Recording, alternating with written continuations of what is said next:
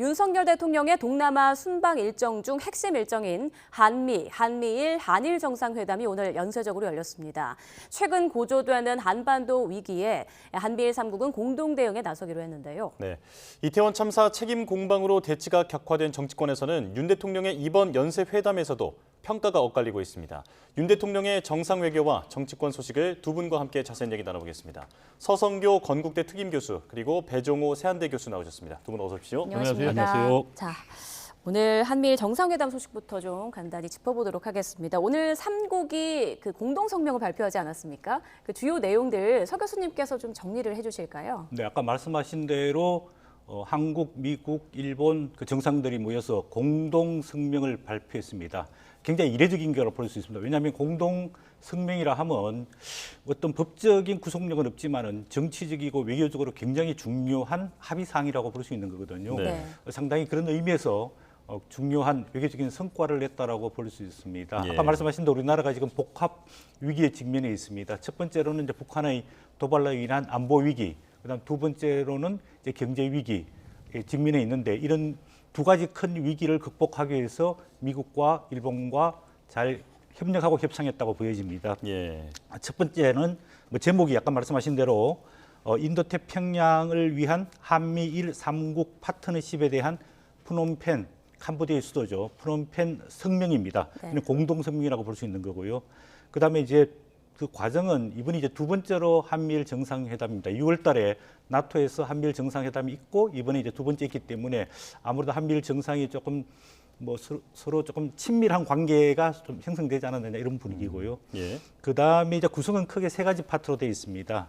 안전한 인도태평양 지역, 특히 이제 이 속에는 북한의 최근 그 미사일 도발에 대한 규탄, 그다음에 한반도 안전한 비핵화를 위한 공약, 그다음 북한이 만약에 핵실험을 강행할 경우에는 강력하고 단호하게 대응하겠다. 그래서 핵 포함한 모든 범주의 방어 역량을 재확인하고 한미일 간의 북한 미사일 경고 정보를 실시간 공유하겠다. 네. 이런 구체적인 약속까지 했거든요. 예. 특히 미국이 한반도와 일본에 대한 핵 그 확장 억제 능력을 다시 한번 재확인했습니다. 예. 그다음에 이제 두 번째로는 영내 파트너십, 즉 동남아 지역에 있어서 이 협력을 어떻게 강화할 거냐 이런 문제에 대해서 협의를 했고, 특히 이제 아시안 지역은 잘 아시다시피 최근 이제 경제가 굉장히 성장하고 있는 지역이기 때문에 우리나라 경제가 진출할 수 있는 아주 전략적 지역이기 때문에 굉장히 예. 중요한 의미가 있고요. 이제 세 번째 마지막으로는 경제적 번영, 과학기술 선도, 기후 위기 대응 이런 글로벌 이슈에 대해서 한국과 미국과 일본이 협력해서 나가겠다. 특히 경제 안보라는 이야기를 좀 많이 쓰는데 공급망 확대를 위하고 과학기술 협력, 또 환경보호, 또 우리 코로나19 대응하기 위한 감염병 공동 대응 이런 포괄적인 내용에 대해서 삼국이 상당한 큰 정치적인 약속을 했다고 보여지는데 예. 미국 그 백악관의 안보보좌관 제이크 설리번 보좌관의 평가에 하면은 한미일 관계의 중요한 이정표가 될 거다 이렇게 높이 평가했는데 앞으로 이 구체적인 내용이 잘 진행이 돼서 네. 우리 한반도의 평화와 안전, 경제 번영을 위한 디딤돌이 됐으면 좋겠다는 생각이 듭니다. 예. 자, 그야말로 슈퍼 선데이였는데요. 한미일 그리고 한일 정상회담이 열렸던 날이었습니다. 자, 내용을 그 서 교수님께서 간략히 짚어주셨는데 역시 한미일 3국의 우선 관심사는 북한 도발에 대한 대응력이었거든요.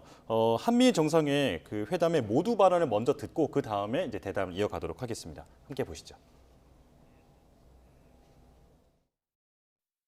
북한은 핵과 미사일 능력에 대한 자신감을 토대로 한층 더 적대적이고 공세적인 도발을 감행하고 있습니다. 한미일 공조는 보편적 가치를 수호하고 한반도와 동북아의 평화 안정을 이루기 위한 강력한 보루입니다. Out of a shared concern for the nuclear and missile threats of North Korea poses to our people. And North Korea continues provocation, provocative behavior. This partnership is even more important than it's ever been. さらなる挑発も想定される中、本日こうして日米韓の首脳会合が開催されること、大変時機を得たものであると感じています。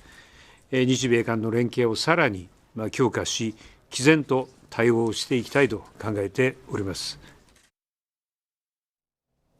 네, 한미 정상회담의 모두 발언을 듣고 왔는데요. 배 교수님께서 이번 공동성명의 의미에 대해서 어떻게 보시는지 의견 말씀해 주시죠. 일단 첫 번째로는 이제 한미일 3국이 최초로 포괄적인 공동성명을 내놨다라는 것이 이제 가장 큰 의미가 있겠고요. 일단 한미일 3국 정상들이 연쇄적으로 릴레이 회담을 하고 또 포괄적 공동성명을 내놓은 것은 상당히 이례적인 건데요.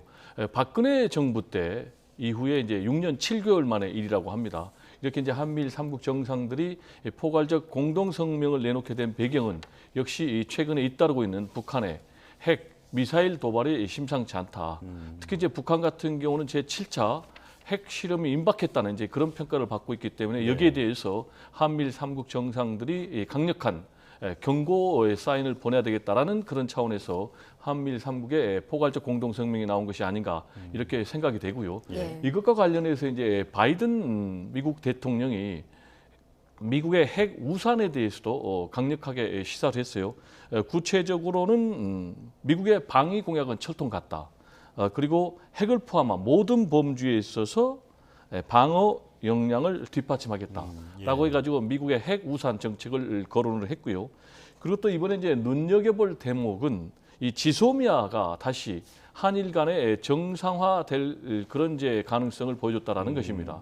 아시겠지만은 이제 우리 대법원에서 일본의 이제 강제징용에 대해서 배상 판결을 내리니까 일본이 이제 수출 보복 조치를 내렸고 또 그 과정에서 이제 문재인 정부에서 이 지소미아에 대해서 종료 통보를 하면서 한일 군사정보보호협정이 굉장히 불안정한 그런 상황인데 이번에 이제 북한의 미사일에 대해서 한미일 3국이 이 경보 정보를 실시간 공유함으로 인해서 앞으로 한일 간의 군사정보보호협정이 다시 정상적으로 가동될 가능성이 굉장히 높아졌다라는 얘기를 드리고 싶고요.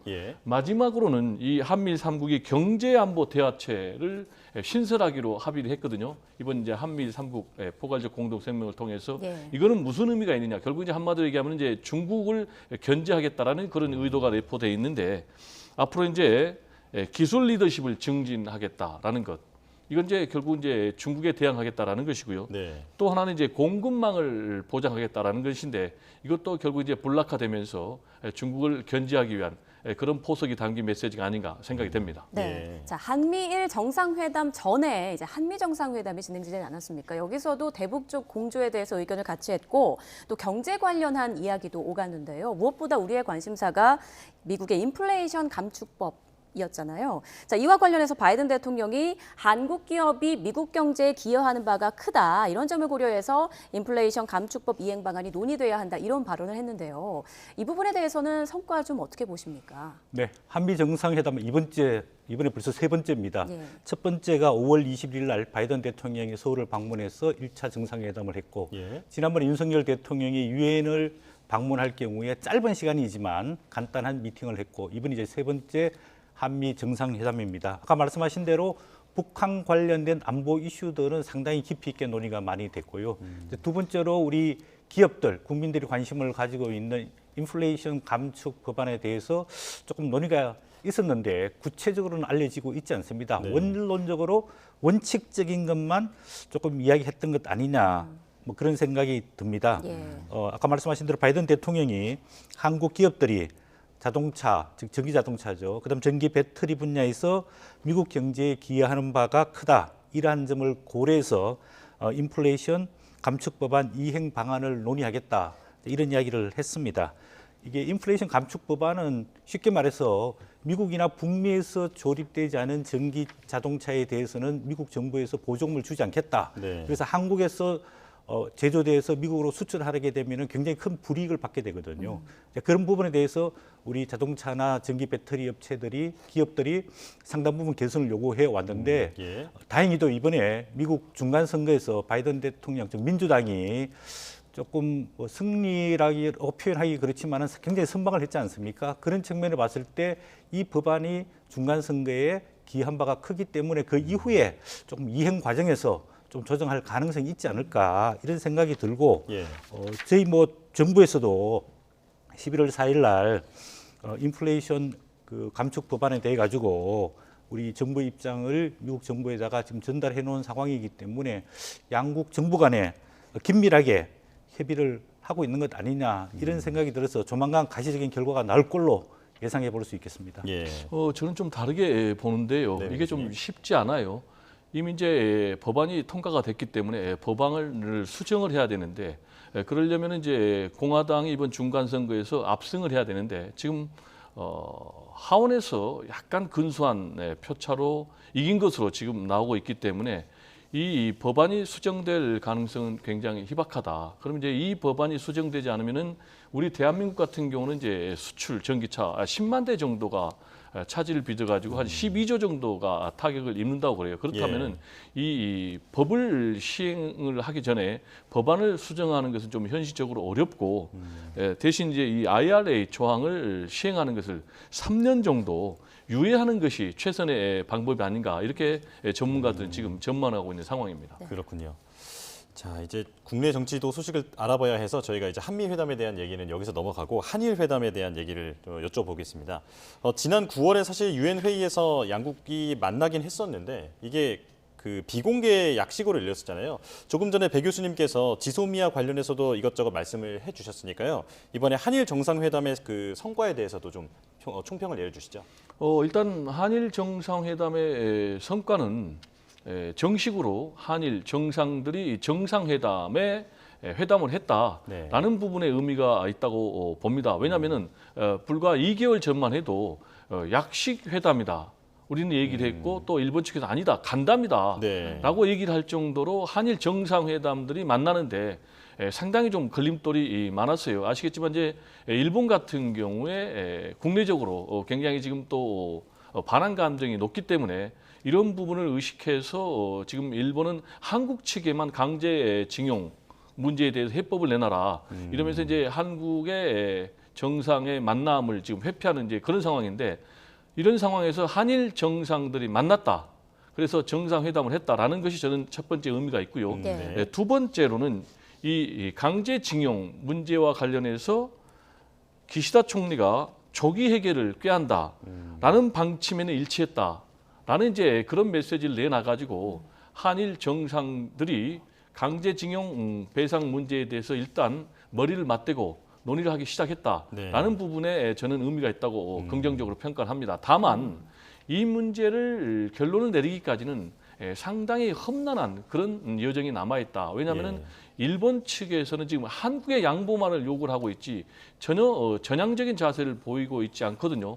이런 상황에서 지금 이제 한국 측은 이 재단을 만들어서 대의변제라는 그런 형식으로 일단 이 재단에서 징용 배상 문제를 처리하고 그리고 또 일본 측도 동참해서 이 문제를 최종적으로 정리하는 그런 방안을 보여주고 있는데 그러면 이제 이게 되려면은 두 가지가 좀 선행이 돼야 돼요. 하나는 일본 측에서 과거사에 대한 반성과 사죄가 분명히 있어야 되고 또 일본의 기업들도 우리 정부가 만들려는 재단에 최소한의 기부를 통한 참여가 필요한데 이런 부분에 양보가 있을지 상당히 좀 아직까지는 염려가 되는 그런 상황입니다. 자, 이번 한미일 3국의 연쇄회담에 대해서 지금 각 언론에서도 뭐 성과와 평가들에 대해서 계속 분석이 나오고 있는 그런 상황인데요. 자, 최근에 윤석열 대통령이 취임 6개월을 맞지 않았습니까? 그런데 이태원 참사와 관련해서 정부 책임론이 계속 부상이 되면서 지지율에 어느 정도 또 영향을 받기도 했는데요. 이번 해외 순방이 지지율에 어느 정도 회복에 효과를 줄 수 있을지 그 부분은 어떻게 보세요? 네, 통상적으로 대통령의 외교 이후에 대통령의 국정운영 지지도가 한 3에서 5%포인트 올라가는 게 과거 사례였습니다. 그런데 윤석열 대통령 외교가 이제 두 번 있었지 않습니까? 나토 방문, 유엔 방문. 그 과정 속에서 외교 이후에 오히려 지지율이 논란이 거듭되면서 떨어진 경우가 있거든요. 그런데 이번에는 아무래도 이렇게 뭐 아세안 외교와 그다음에 G20 정상 외교를 하고 나면은 조금 성과가 좋으면은 지지도 상승이 좀 되지 않을까 이런 생각이 듭니다. 그리고 지금 이제 윤석열 대통령 국정운영 지지도를 보면은 이제 30%한 초반대에 와 있는데 최근에 그 이태원 참사 이후에도 지지율이 더 떨어지지 않고 오히려 소폭 반등한 경우가 있거든요.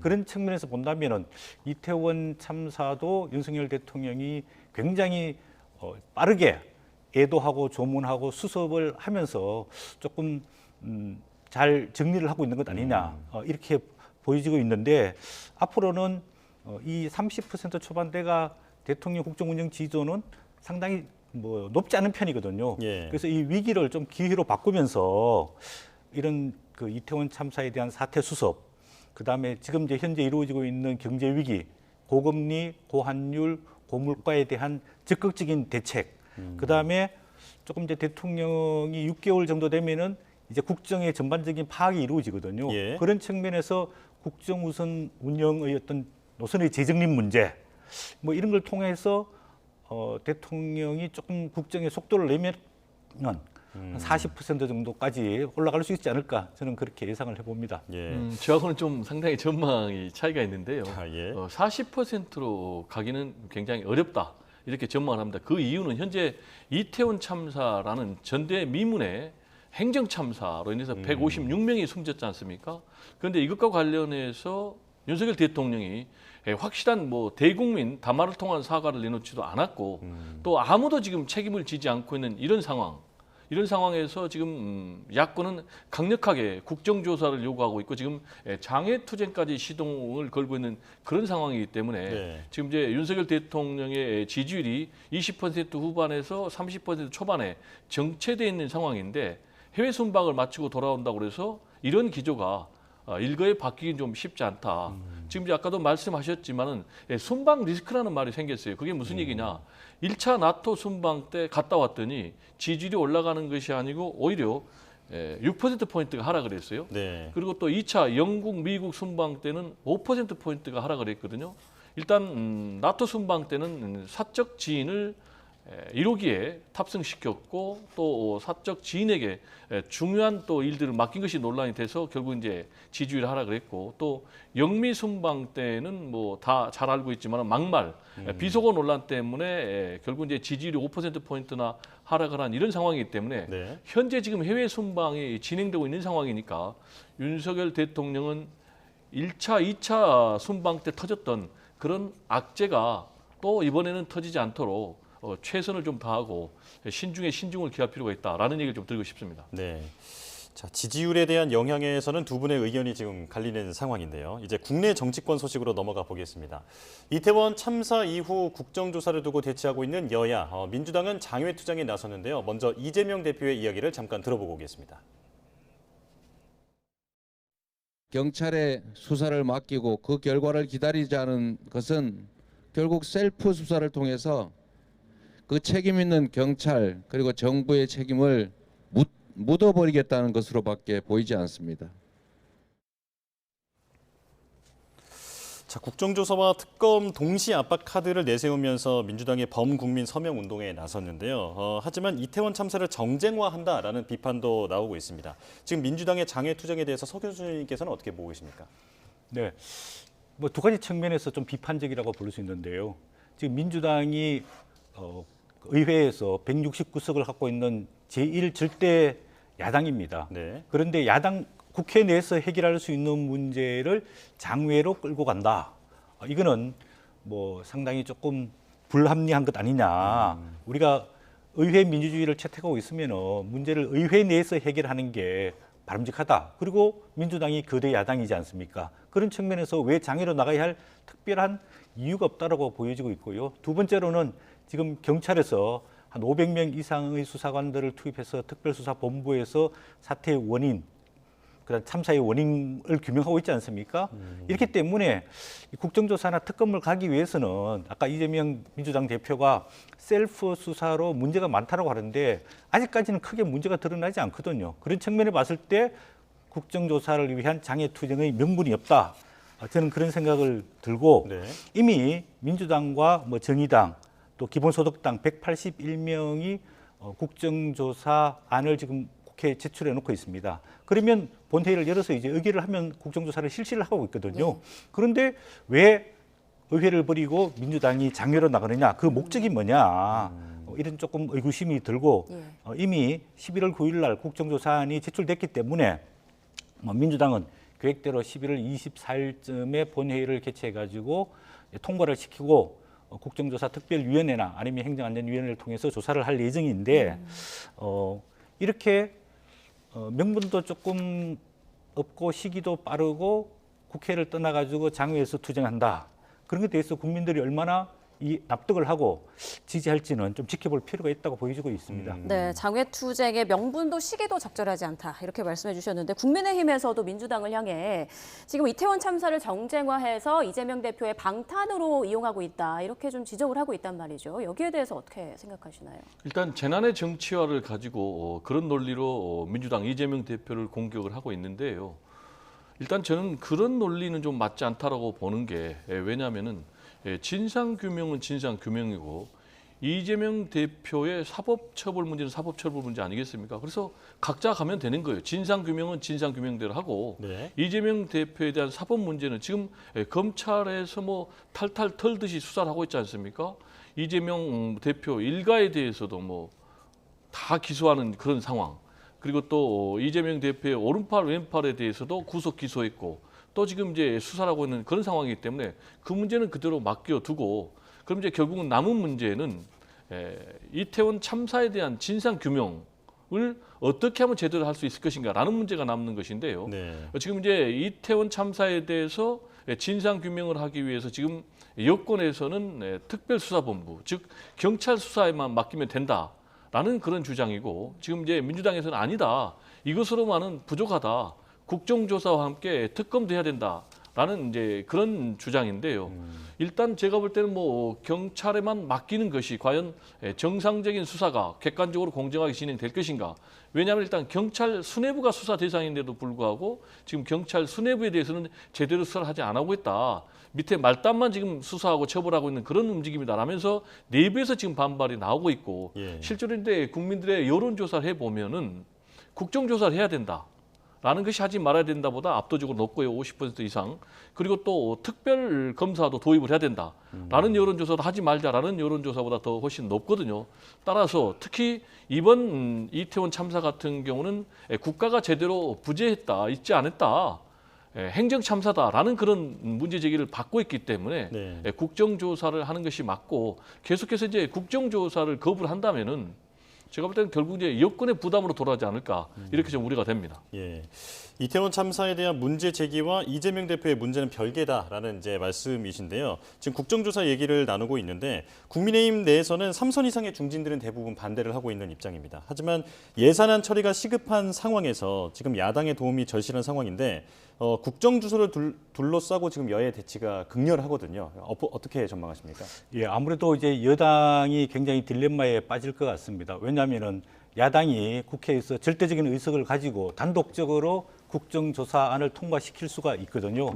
그렇게 되면 여당으로서는 방어할 어떤 방법이 없습니다. 또 그리고 여당은 어쨌든 간에 지금 국정감사가 끝났지만은 지금 중요한 예산 심의와 예산 통과를 시켜야 되는 문제가 있고요. 그다음에 아직 정부조직법도 개편되지 않은 그런 상황인데 중요한 입법도 이번에 정기국회 때 통과를 시켜야 되는데 이거를 통과시키기 위해서는 야당의 협조가 절대적으로 필요한데 만약에 국정조사 문제를 둘러싸고 여야 간의 대립이 격화되다 보면은 여당이 상당히 곤혹한 위치에 처하지 않을까 그런 생각이 듭니다. 제가 지금 국회에 제출되어 있는 국정조사안을 보니까 내용이 너무 방대하고 많아요. 예를 들자면 직간접적인 원인과 책임을 규명하기 위해서 서울시, 용산구, 소방, 경찰, 행안부, 총리실, 대통령실 재난안전관리 체계를 조사하겠다. 그리고 정부의 은폐, 축소, 왜곡 의혹을 조사하겠다. 또 희생자 가족 지원의 적절성과 후속 조치 굉장히 방대하거든요. 이런 방대한 조사 내용을 국회에서 과연 국정조사를 통해서 세밀하게 다 밝힐 수 있을 것인가. 오히려 정치적인 논란만 가중시킨 것 아니냐. 그래서 이제 국회가 뭐 한 달여 정도 좀 남아 있는데 나머지 예산안 문제, 법안 문제 처리에 굉장히 여야 간의 갈등 대립이 심해지지 않을까. 그래서 만약에 타협책을 낸다면은 국정조사의 폭을, 조사 내용을 좀 줄여가지고 여야 간에 합의를 하고 그 대신에 지금 예산안 심의와 예산안 통과에 대해서 야권이 협조하겠다. 또 법안 통과에 대해서 협조하겠다. 어떤 국회 내에서 원내대표들 간의 협의와 협상이 좀 필요해 보입니다. 네. 예. 자, 이번엔 이상민 행정안전부 장관 거취에 대한 이야기를 좀 나눠볼게요. 자, 두 가지 상황에 대해서 좀 여쭤보고 싶은데, 하나는 그제 윤 대통령 순방길에 이상민 장관이 함께 나와서 그 환송에 나섰는데, 이때 윤 대통령이 어깨를 툭툭 치는 모습이 나왔고요. 그리고 얼마 전 이상민 장관이 한 그 인터뷰에서 이런 말을 했습니다. 사퇴론에 대해서 누군들 폼나게 사표 던지고 싶지 않겠냐. 하지만 그건 국민에 대한 도리고, 그리고 고위공직자의 책임 있는 자세도 아니다. 네, 지금 자세한 내용은 나가고 있는 그래픽을 참고하시면 될 것 같은데, 자, 이 두 상황에 대해서 좀 정치적으로, 그리고 어떻게 개인적으로 생각하시는지 두 분께 모두 좀 여쭤보고 싶어요. 일단 이상민 행안부 장관에 대해서는 즉각적으로 책임을 묻는 것이 맞습니다. 책임을 묻기 전에 본인이 스스로 사퇴를 하는 것이 대통령의 부담을 덜어주는 것이겠죠. 왜냐하면은 행안부 장관은 이 재난안전의 최고 책임자라고 할 수가 있어요.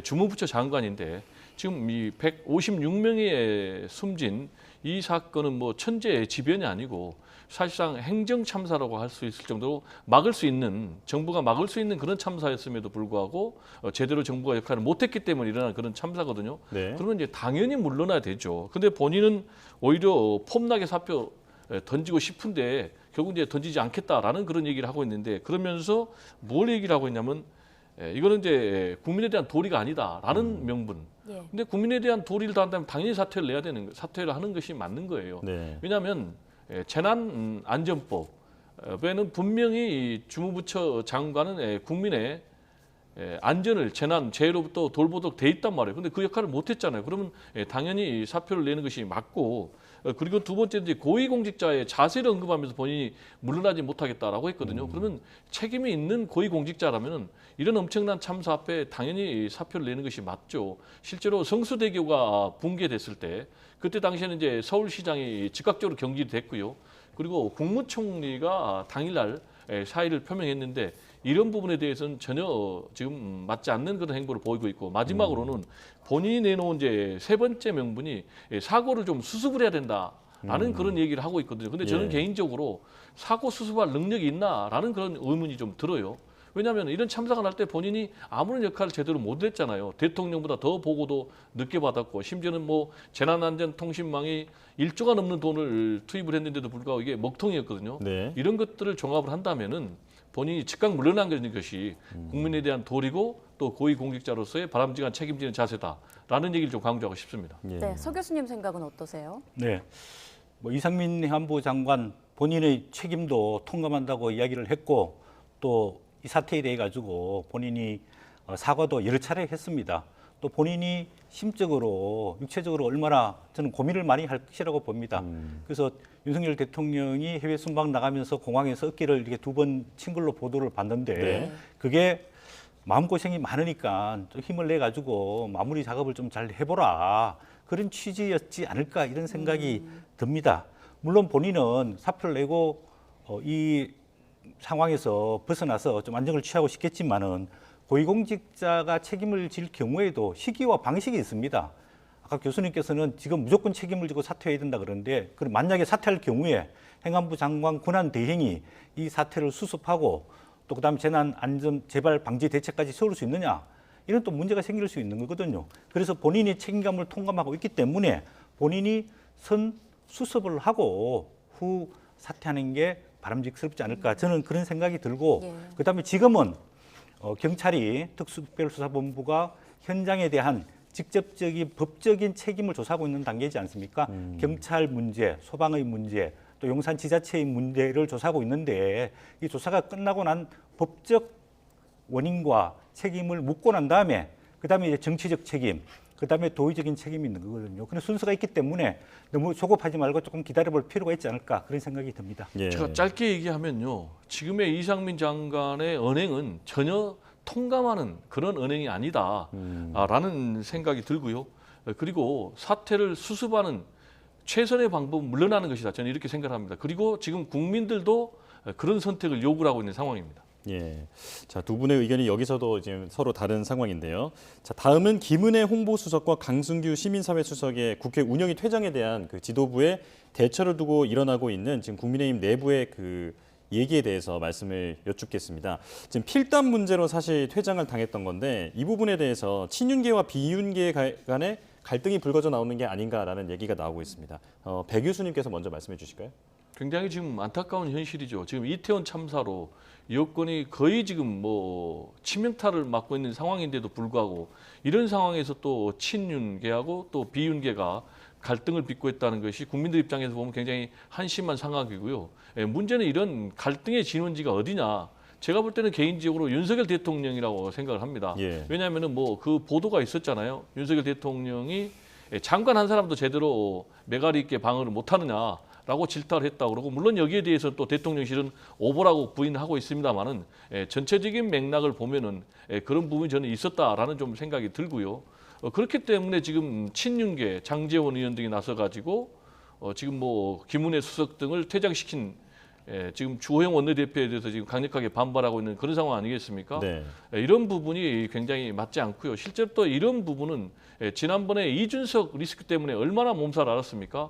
그래서 그게 이제 가까스로 좀 어느 정도 진정이 되는가 했더니 또 지금 여권이 내분에 휩싸고 있는 이런 상황인데 이런 모습들은 이제 국민을 상당히 무시하는 그런 굉장히 오만한 태도다라는 얘기를 좀 드리고 싶습니다. 예. 자, 서 교수님께서는 이 갈등에 대해서 어떻게 생각하십니까? 저는 국민의힘 내에 뭐 친윤석열계, 반윤석열계가 있다.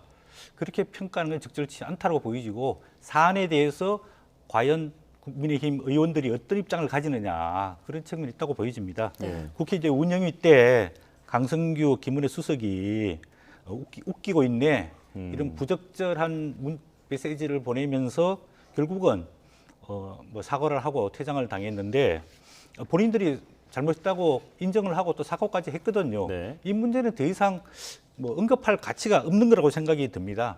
그리고 건전한 당과 건전한 대통령실과의 관계, 또 행정부와 입법부의 관계는 한쪽에서 수직적이고 권위적인 뭐 압력 행사 이런 게 아니고 건전한 수평적 소통과 협력 관계가 바람직하거든요. 예. 그래서 국민의힘 여당으로서 또 대통령실과 정부는 정부 행정부로서 서로 협조하면서 협력하면서 소통하는 자세가 바람직하지 누가 잘잘못을 따지면서 서로 정치적인 공세하는 것은 국민들 보기에 바람직스럽지 않다 그런 생각이 듭니다. 네. 자, 시간 관계에서 마지막 이슈가 될 것 같은데요. 대장동 의혹을 고리로 한 검찰의 대선 자금 수사가 속도를 내고 있는데 이제 정진상 정무조정실장의 압수수색까지 또 진행되지 않았습니까? 그 압수수색 영장에 보면은 뭐 이재명 대표 이름이 150번 넘게 등장했다 이런 얘기가 있고요. 검찰은 사실상 이재명 대표와 정치 공동체로 보고 있는 그런 상황인데 이런 상황이 민주당과 이재명 대표에게 어떤 영향을 미칠지 궁금한데요. 두 분께 모두 여쭤볼게요. 결국 이제 검찰이 구체적인 근거를 제시를 해야 되는데요. 말씀하신 대로 지금 검찰은 김용, 전진상 두 사람의 수사를 통해서 확실하게 이재명 대표를 올가보겠다.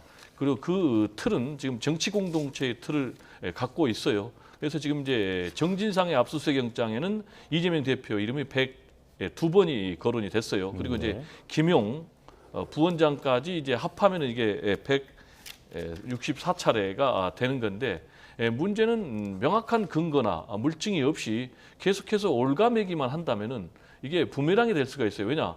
결국 이제 이재명 표적 수사 아니냐라는 이제 그런 여론에 직면할 수도 있기 때문에 실제로 또 최근에는 정진상 지금 실장에 대해서 체포영장이 기각이 됐지 않습니까? 네. 그래서 앞으로 구체적인 근거를 어느 정도 제시하느냐에 따라서 검찰 수사에 이재명 대표를 향한 수사의 성패가 달려있지 않나 이렇게 생각이 좀 됩니다. 네. 네, 아무래도 이제 뭐 정진상 정무조정실장 금주에 아마 검찰 소환 조사를 하고 뭐 구속영장이 발부될 가능성이 상당히 높다고 보여지고 있고, 그러면 이제 마지막 목표는 결국은 이재명 민주당 당 대표거든요. 네. 아까 교수님께서 말씀하셨지만은 지금 이제 진술에 의거해가지고 뭐 김용, 정진상 조사가 이루어졌는데 검찰이 확실한 물증을 갖고 있지 않을까? 갖고 없으면서 어떻게 이렇게 거대 야당의 대표의 핵심 측근들을 조사를 할 수 있을까? 그런 생각이 들기 때문에 아마 조만간 정진상 실장 조사 이후에 이재명 민주당 대표도 조사를 하지 않을까. 만약에 이런 조사 뭐 소환 조사를 하게 될지 서면 조사를 하게 될지는 모르겠지만 그럴 경우에 이재명 당대표 입장이 어떨지 민주당에서 소환 조사에 응해야 될지 아니면 거부하고 투쟁을 해야 될지 이런 민주당도 상당한 이재명 대표의 사법 리스크 딜레마에 빠질 가능성이 높다고 보여집니다. 예. 자, 서 교수님 의견까지 들어봤습니다. 여기까지 듣겠습니다. 서성교 건국대 특임교수 그리고 배종호 세한대 교수와 함께 한미 정상회담 또 한미일 정상회담, 한일 정상회담 그리고 국내 정국까지 알아봤습니다. 두 분 고맙습니다. 맞습니다. 네, 감사합니다.